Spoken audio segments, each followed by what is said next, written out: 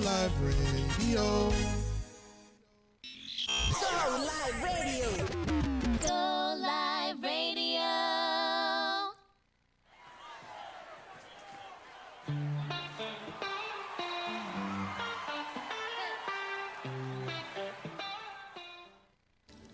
Hi, welcome back to the Lighthouse Podcast. If you guys are not familiar with me, my name is Paula. I am one of the hosts. And right here on the side, my name is Kelly. I'm also one of the hosts. We're happy to be here. All right. So if you guys were here about 2 weeks ago, we were talking about family. And it was a real deep conversation, right, Kelly? Yeah, very. So for today, we're going to continue that topic, but we're going to focus on friendships. Because I believe that is also, friends play a really big role in our lives, you know? And we're going to speak a little bit of, we're gonna share a few verses, a little story, and then our personal experiences. So we're gonna start off with a nice verse Kelly found. Yeah, so we're gonna go into Ecclesiastes 4:9-12. So it's a bit long, so I'm gonna give you guys a few seconds to find it. It talks about friendship and it talks about being there for each other. So Ecclesiastes 4:9-12. For people that speak Spanish, Ecclesiastes 4:9-12. Okay? So I'm going to read it. It says, two people, this is verse 9, two people are better off than one, for they can help each other succeed. Verse 10, if one person falls, the other can reach out and help, but someone who falls alone is in real trouble. Verse 11, likewise, two people lying close together can keep each other warm. But how can one be warm alone? Verse 12. A person standing alone can be attacked and defeated, but two can stand back to back and conquer. Three are even better, for a triple braided cord is not easily broken. So, why did I want to read that verse? And why do we want to start off with that? Because I feel like it kind of represents what friendship is about. Like, at least for me, I feel like friendship, like it says here, two are better off than one. How can someone stand alone and be attacked? Like, if I'm standing alone and people are attacking me from everywhere, then I can only attack the ones that are in front of me. But the ones behind me, I can't do anything. My back is just open for them to come behind me and go, you know? But when there's two people, you have each other's back. You're guarding each other. You're protecting each other. And that's what I think friendship is. It's like, yes, to be there for each other through everything, but also to protect each other. And to be there to, like, when someone's trying to come at Paula and be like, oh, she's this, that, I'll stand up and be like, no.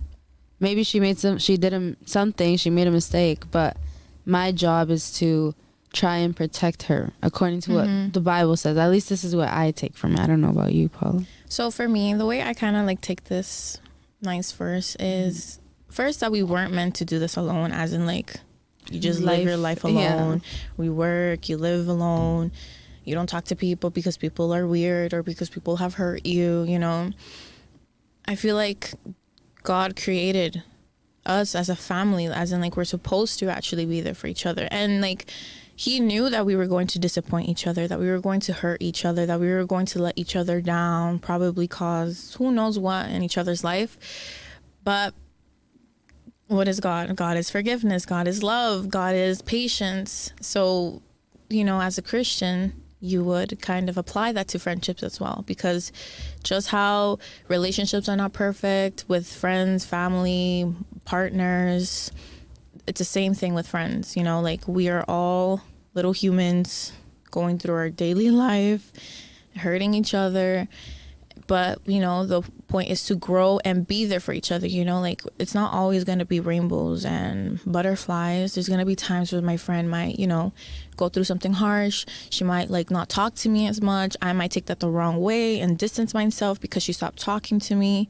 But that's not the point of a friendship, you know. You don't give to take back, or you don't take to give, if that makes sense. But you know the point, you know the way it goes. You know, like if your friend is going through something, your job or the way I would like to be treated is like you reach out, even if I'm weird, even if I'm more distant, you know, like, oh, that's weird. Paula's not talking to me, or she's off. You know, having that person's back in all situations, even when you are taking things personally, because sometimes I feel like we take a lot of things personally, you know? Yeah. Like the way other people behave or comment on things, we're like, oh, like that was about me, or like, oh, she doesn't want to talk to me. Yeah. And a lot of times it's really not. It's not that serious. It's not that deep. Yeah. And I feel like what I take from that Bible verse is like what Paula said. Like, we're not meant to just be here alone. Like, God didn't make Adam and then make Eve for no reason. You know what I mean? Like, let's think about it as not like a relationship way, but let's think about it in like a friendship, companionship way. Like, he made Adam, and Adam was there, but God was like, no, you know what? He needs someone else. And then he made Eve. Yes, that has to do with like relationships and like marriage and all that. But it also had to do with company. Company, exactly. Yeah. And like, if you think about it too, like Noah's Ark, God sent for Noah to look for a male and female of like the species, right? Obviously, so they could reproduce and stuff, but also companionship. Like, how is a little doggy gonna be okay by itself? Like, it needs another doggy to be with. An example, right? So like, I feel like that makes so much sense. Friendship is about doing life together. It's about having people to share life with, relate to, and just be there for each other, you know, through the good and the bad, because life in general isn't always going to be good. No. So, you know, once you have a different perspective, you won't take things so personally, and you will actually be there more for your friends, and you'll be able to forgive and understand your friends. Because if you lack forgiveness, patience, and love, a friendship is going to be really difficult to maintain. It's going to feel like a job instead of something like effortless, you know? And it's crazy because last week we had a youth night in our church, and we were talking about fruits of the Spirit. And I was talking about, I had to give the word for that day. So I know this is like imprinted in my head. So it was like, we were talking about how we can't have one if we don't have the other. Like, I can't have joy, patience, goodness, all this stuff if I don't have love. I can't have self-control and if I don't have joy, or I can't have joy if I don't have self-control. All these things go together. So it's like, I can't have a friendship where I'm loved by my friend if I don't give love to that person back, you know? Like, it has to be a relationship that we reciprocate. I can't say, oh, Paula, I need you to do this, this, and this for me, and then she goes and does it, but then when she says, Kelly, I need you to do this, I'm like, oh yeah, I can't, I'm busy. You know what I mean? If she goes out of her way to help me in a situation, I have to do the same, because that's what a friendship is. Friendship is two people together. Right? It's not just on one end, and it's not on my end, you know? It's all like intertwining. We're there to support each other. And that's what I liked about this Bible verse, because it says, if one person falls, the other can reach out and help. And it's like, that's what friendship is. I mean, if I'm doing bad, the other person comes and helps me out, offers a hand for me to get up in whatever situation I'm in, and vice versa, right? Yeah, I agree too. I agree, because a lot of times, like I said, we take things personally. So like, let's say Kelly, I haven't heard of Kelly for a week, right? And I'm like, oh, Kelly hasn't spoken to me. She probably just doesn't want to talk to me. I probably did something. That's immaturity. That is very selfish as well. That is very self-centered, very lack of self-awareness. It's the truth, you know? And I'm telling you this because I did go through some experience where I wasn't very self-aware. I was very selfish. I was very like, my emotions, me, you know? And it wasn't done on purpose. Like, I never wanted to hurt people, mainly people I loved. Why would I want to do that? But I did it because I wasn't as self-aware as I needed to be in a friendship or in general. So like Kelly said, like, you know, if someone's down, you want to be there for them. And I'm pretty sure that person wants you to be there for them, even if, you know, they don't want to talk to you, even if they're like more distant and dry, you know, pass by their house with a cup of Timmy and like Tim Hortons drink or Timbits, you know, like those little things really do impact people's life. And it gives you like, what's that word? It gives you like, it restores your strength. Like, it gives you more like, oh, you know, like a moment of fresh air. You just get to like enjoy that moment with your friend. Or a text, you know, sometimes you don't have the time to pass by a text, so like, oh, I hope you're doing well. You can hit me up whenever you need, and constantly be there for that person, you know. Even if they don't hit you up, you can still hit them up again. And I know it might be like annoying or whatsoever, but unless they tell you, please give me my space, you can always, you know, constantly hit them up. Yeah. And I feel like if we think about it now as Christians, like let's think about like God or Jesus, because right now we're talking about our experiences and how we interpret this. But like if we think about Jesus, he was the ultimate friend. Like if you think about it, he was there, he would listen to everyone's problems, he would listen to everybody, he would offer the perfect advice because he's Jesus, right? And then like I think there's a Bible verse where he calls us his friend, or he calls him our friend. Like he calls himself our friend, that he is our friend. And then there's a Bible verse that says, where is it? I think it's John 15:13. It says, greater love has no one than this, to lay down one's life for one's friend. I'm not gonna be like, okay, you guys have to go lay your life for all your friends. No, but what I'm saying is Jesus did that.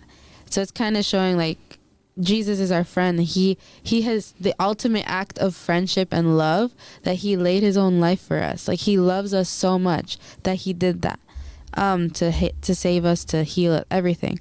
And then I think about it like in my way. I'm a friend, right?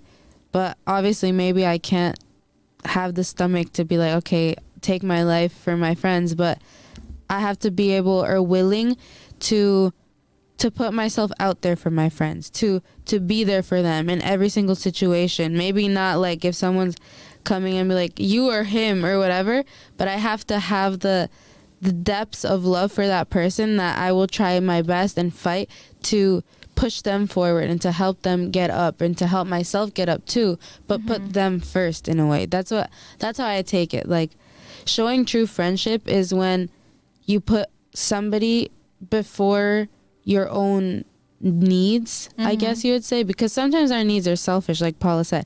Sometimes we're selfish, and I can be like, oh, she didn't talk to me today, so I'm gonna ignore her. Like, you know, on Sunday, I'm not talking to her. I'm gonna walk past her when she tries to hug me. No, that's selfish. That's not being Christ-like. That's not being the type of friend that we should be. Like, if someone hurts your feelings, then go to them and be like, hey, this happened, and I didn't really like how you acted with me, but I want to know that if you're going through something and maybe that's what's going on here, I'm still here for you. You know, a true friend. I mean, I'm going to give my example. I grew up as a pastor's kid, right? So it's kind of hard to have besties when you're a pastor's kid, because you trust people, but then if you open up, then sometimes people are like, oh, you're supposed to be holy, or you're supposed to be the example for us. You know what I mean? So then it kind of made me not want to open up to people. And there were people that I did open up to that ended up kind of, I'm not going to say that word because it wasn't backstabbing, but it was like ended up betraying my trust. Betraying my trust, right? Like they ended up not being the friends that I expected them to be, and like supporting me because I opened up, you know? Oh, I feel like this, I feel like that. And instead of helping me, they kind of just went and said things to other people. And that wasn't helpful at all. Yeah. That was not a friend thing, right? And then when I think about it now, it's like I need to be a friend to those people even if they weren't to me. You know, that's how I think about this message about sacrifice your own life for your friends and whatever. I take it like whether they hurt me or not, I'm still going to be there for them. Whether they did something to you and they hurt your heart and your feelings and everything, you're still going to be a friend and ignore that and forgive. I know there's other Bible verses that talk about friendship and forgiveness, and that's a huge thing. Like if Paul and I have a good friendship, it's because we know when to be there for each other and also when to forgive each other, because we're never going to be perfect. There's never going to be moments where I'm perfect and I'm so nice to her, and there's going to be moments where she's not going to be that nice to me either, and we might end up having a situation or whatever, but at the end of it all, we have to learn to forgive. And that's what I take from it. I feel like whether or not someone hurts you or whatever, I'm not telling you to go back and be besties with them. But what I'm saying is to forgive. Forgiveness is a huge thing. And I feel like that helped me, because there were people that hurt me, but now I forgave them and I've moved on and I have friendships with them, even though at one point I never imagined myself being friends with them, you know? And that's like a God type of relationship. That's what I would say. No, I agree. Going back to like the Jesus topic. Yeah. Honestly, if you're ever confused about what is friendship meant to be, how should I behave? Honestly, go back to Jesus. Because Jesus is honestly a great example of many things, but friendship is like a big one. Because to me, Jesus first, like Kelly mentioned, he was friends with everyone. He would give the best advice. But Jesus was also so loving, so obviously perfect. But he saw everyone the same. I don't know if I have the verse here. Let me see if I can quickly look for it. But there was a verse where someone went up to Jesus and they're like, Jesus, your mom is looking for you, or she wants to talk to you. And he's like, my mom? Ooh, my mom. Everyone's my mom, my sister, my brothers. As in, like, he didn't make a difference. He didn't, like, drop everything. My mom, she's more important than Juanita and Juan. No. Like, he sees everyone the same. So, in a way, that's how I would love to obviously be treated, and to treat others equal, in a way where, like, you're not more or less than my sister or my mom. Obviously, that's so hard. But that is a goal to achieve at some point in life, because it should be like that. Love is equal. Love shouldn't be like, oh, I love Juanita more because me presta el carro. She lends me the car sometimes. Yeah. Or I like Carlos because Carlos actually gives me money on Fridays, or whatever. Like, it shouldn't be like that. You know, it should always be equal. As in, like Kelly said, even if someone does hurt you, I don't think you should, you know, you don't have to be best friends with them again. But you should forgive and let go. Because Jesus is like that, right? He didn't stop being friends with the people that hurt him. He knew he was going to be betrayed, and wasn't he still friends with the guy? Yeah, like, with Judas. That's what I'm saying. Jesus is a great example of friendship, because he was hurt, he was disrespected, he was like, it was horrible, but he was still able to remain true to himself. Yeah. You know, true to himself. Yeah. He didn't change. Nothing changed him. And like, that's hard to do, but it's not impossible. It's so possible with Jesus and God on our side, because the more you seek of God, the more like he like literally pours all his gifts on you. Like, you're able to be more loving. You're like, wow, I wasn't this loving back then. Yeah. But it's God, it's not you. You know, oh, I wasn't this forgiving back then. Well, because it's not you, honey, it's God. Like, he is doing all of this because you're asking for it, and you're seeking it, and you're opening your heart to it. For me, in my experience, I was very well, I still am very emotional, but I just don't act all my emotions. I don't react with, I respond more. Doesn't mean I won't react, you know, I'm not perfect. But I'm able to notice my emotions, and I'm able to not react. I'm able to respond. So if Kelly comes to me and she forgot to give me a cupcake, I won't be like, you forgot a cupcake, like, you didn't give me one. That's reaction. That's a whole reaction on what I'm feeling. A response is pulling her to the side and be like, Kelly, oh, you forgot to give me a cupcake. Could I get one if there's still some? Or, oh, Kelly, how, like, you know, that's a response. That's like, I felt something, I noticed it, and I'm just going to communicate it with her in a response way, not reaction. Because reactions cause drama, it causes unnecessary traumas. Like, it just hurts people sometimes. And it causes, like, miscommunication and, like, confusion. Because, let's say, going back to the cupcake thing, let's say you don't communicate your feelings. Then next Sunday I bring cupcakes again, and then you're just like, I'm not even gonna get one now. Or like, I give you one and you're like, no, you know, then it's just, oh, what did I do? And then she's like, oh, she doesn't even care that she hurt. So it just causes stuff that we don't need to have, you know. And I think that's why, like, our points in friendship, they're so important. Like, we need to love each other, like Paula said, like, be loving like Jesus was, you know. And also forgive the way that Jesus forgave Judas, and he forgave us for all of the things we do and everything that we do against him. And then another thing is to support each other, like the Bible verse says in Ecclesiastes, to pick each other up when one of us has fallen down, to be there, to be present when maybe we feel alone. Because, like, I know sometimes there's moments in life where we feel alone, or like we're going through something and no one can understand. But that's when we need friendships. That's when we need the people that are around us to make themselves present. It's like if I'm sick and I'm going through a sickness, I need my friends to be present and be like, Kelly, do you need soup? I'll bring you a soup, you know, or do you need this? Do you need that? Maybe I don't need it, but it makes me feel loved to know that people care if I'm okay or not, you know? And it's the same for other situations. And I feel like that's a huge thing, to be present for each other. Yeah. And communicating it. Yeah. Because if you don't tell me you're sick and you're just laying in bed for like a week, you can't be mad on Monday when I see you because I didn't bring you soup.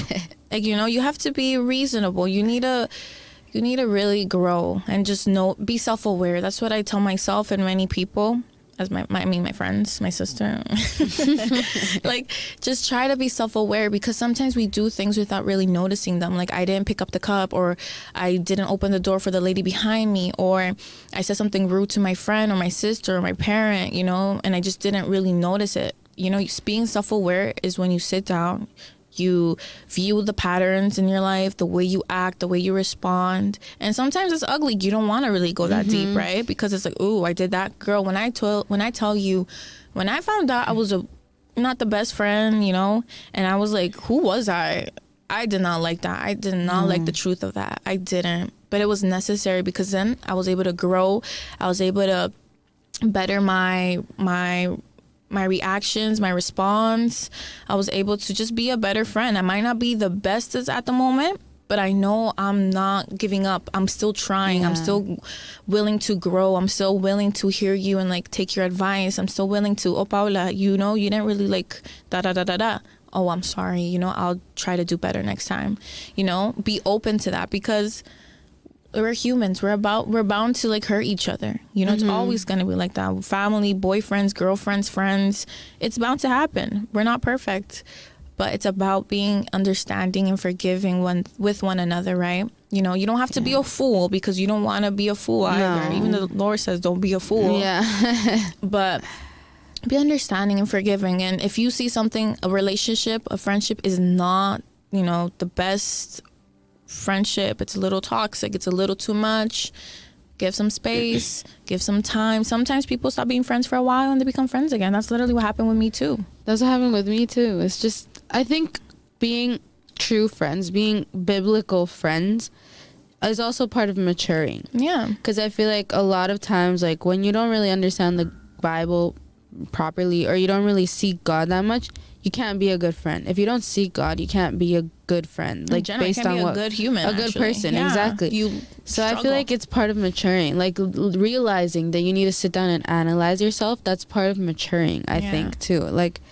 Paula and I, we grew up together, but there was a moment where we didn't talk, and it wasn't because we hated each other or anything. We just didn't. Like, we were just in our own thing, own lives, own thing. Exactly. Yeah, and now we're, I guess we could say, more mature, that we know how to handle our own thing. We're way more mature than before. Yeah. We know how to handle our own thing and also handle a friendship, you know?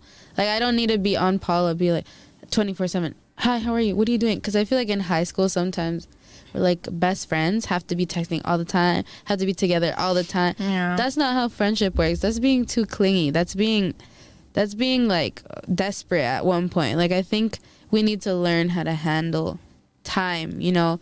I can't be forcing her to hang out with me every single day, and I can't be, you know, getting sad if she's out with her other friend. You know, that's just not being mature. So I feel like being a good friend is also being mature in that area. Yeah.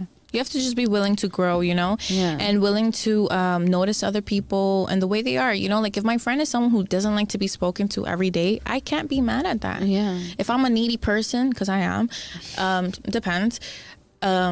I want to be spoken to every day. I want to go out to Starbucks every Saturday. That's me, but I can't force that on another person. If another friend likes to talk every day, but I don't, my friend, as a good friend, needs to learn how to respect that and, you know, find a balance. We find a way to, like, communicate, meet each other's needs and communicate. But that doesn't mean I have an expectation and she has to meet that expectation, or I have to meet her expectations. As friends, we all have different flaws and different things that, you know, we might not love that much, but we love each other. So that is the love we have for each other overcomes the flaws that we each have.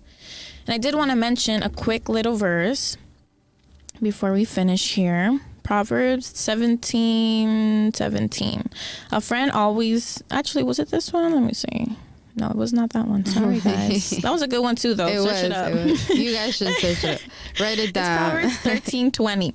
Be careful who you are allowing to influence your life and who you are and who you're becoming. Yeah. That is very important because sometimes we have friends that are not the best, and they do, cause a little bit of distraction, harm into our lives. And we need to be, once again, mature and self-aware, because if we don't notice those things, we're going to be doing the same things a lot of people are doing, or getting confused. Maybe you're not doing the same things, but you start questioning, well, Juanita does this and that, and she says it's not that bad, or maybe I shouldn't. Maybe I, and it's real life. It's fine. It's a normal thing to think or whatever, but you need to be self-aware to catch it and not actually fall into it. And maybe sometimes even distance yourself away a little bit from that friendship if it doesn't bring goodness, because it's always important, yes, to be there for each other in the good and the bad, but to grow together. The main goal is to grow together and seek the Lord even more and more together. And if someone stops you from seeking the Lord and stops you from growing in Christ, then you know that that's not a godly thing. Still be friends, because Jesus was still friends Pray with everyone. for them, but help them. Maybe not go out with them when, they're doing certain things, or maybe don't go out with them if they're very negative and they bring you down. You need to be self-aware and be willing to grow. And ask the Lord, and I promise you, He will literally give you everything you need. He will satisfy everything you need. He will literally do it all. Like we said, He's the ultimate friend. There's no one that compares, You ask Him ask Him, can you help me with forgiveness? He will literally help you. Can you help me with maturing and growth? And He will help you. But get ready. It might get ugly, and you got to be prepared to handle it. You can't be scared. Life is scary sometimes, and looking at ourselves is a little scary sometimes, but it's necessary in order to grow and become the best version of yourself. This girl, that sounded like an ad campaign. No, but it's true. God is the one that helps us through everything. And if we're seeking, okay, God, maybe I haven't been that good of a friend the past few months or whatever, then you ask Him to help you in the areas that are your weak spots. Yeah. And if you don't know what your weakness is, then ask Him, God, I need you to reveal this to me so that I can fix it, so I can work towards it. And like Paula said, sometimes it's not pretty. Sometimes it's not something we want to see because it's so dark or whatever it is. But I know, and I think she knows, we both know that when you really ask God, okay, God, help me. I want to be a good friend. I want to be what you tell me to be. Have people's backs. I want to stand strong in Christ with my friends. I want to seek you with my friends. I want to have godly relationships. I want to center you in everything and support people and be forgiving and loving and all these things that we've mentioned. To do that, you need to seek God, right? And you need to put Him in your number one spot, so that when you look at Him and you seek Him, He helps you become a better version of yourself. And He makes everything easier. I promise.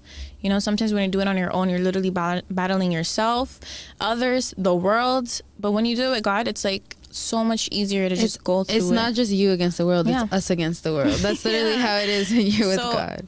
Seek Him, ask Him to help you, and slowly you will see the growth. Slowly you will see how much you've changed, and be patient and loving with your own self as well. You've hurt others, but that's life. And don't be hard for yourself, too. Harsh on yourself. Ask for forgiveness, and it happens. But we do have to go because it's time.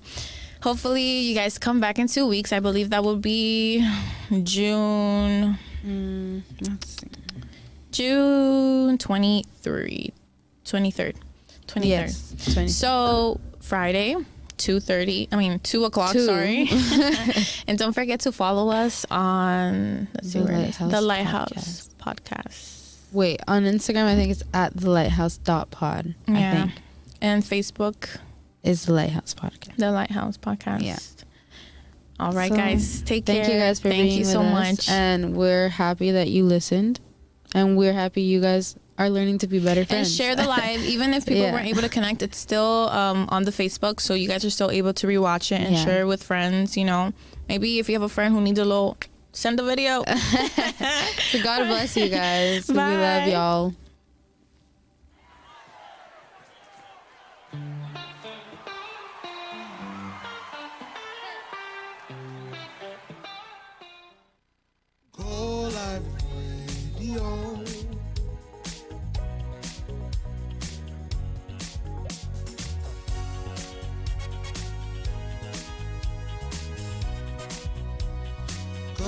Live Radio.